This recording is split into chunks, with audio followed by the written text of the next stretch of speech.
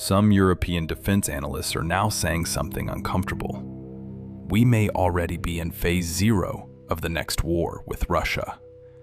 That does not mean open war is inevitable.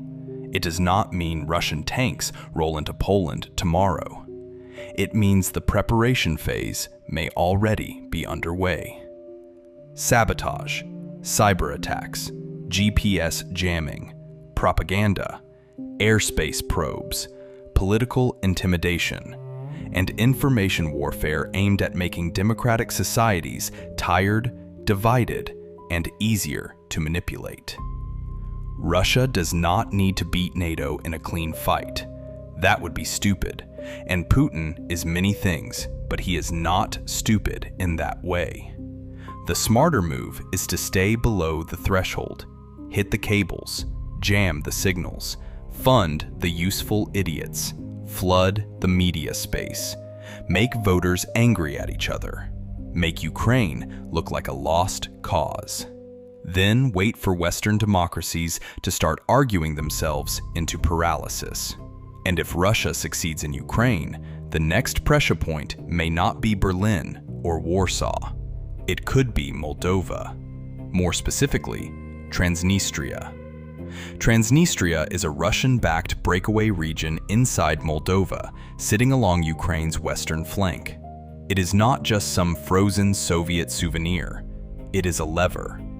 A place Russia can use to pressure Moldova, threaten Ukraine from another direction, and test how serious Europe really is about defending the gray zones. Right now, the map may look bad for Russia in some places and bad for Ukraine in others. War is ugly that way. The immediate results can look fixed until they turn on a dime. A front can freeze for months, then crack in a week. A government can look stable, then suddenly panic. An alliance can look tired, then remember why it exists.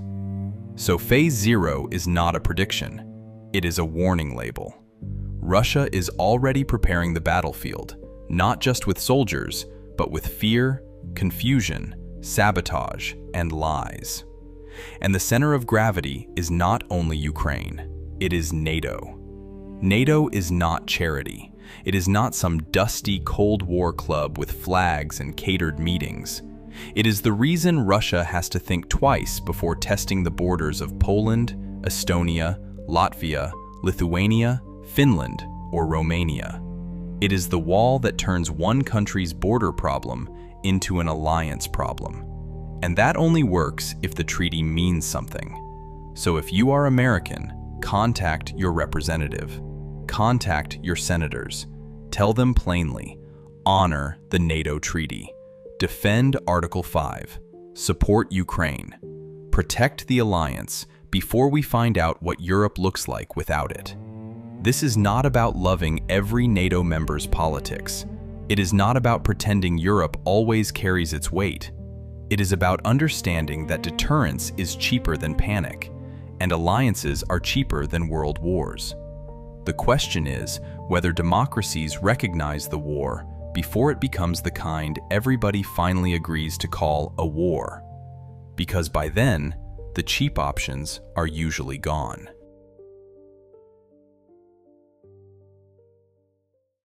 Now it's time for the throw button!